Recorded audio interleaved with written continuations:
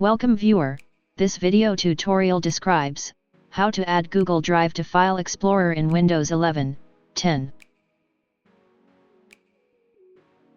Search with Google Drive for desktop.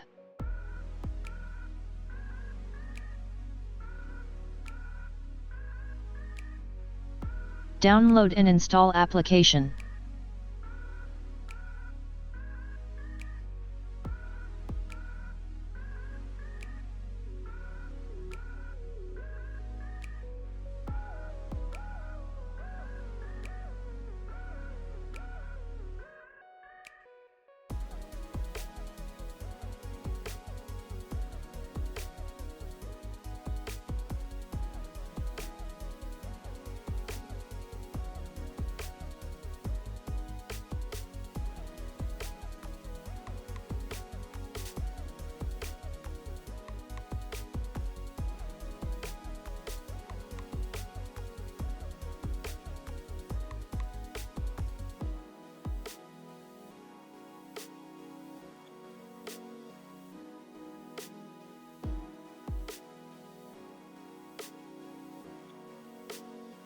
Google Drive successfully added to File Explorer.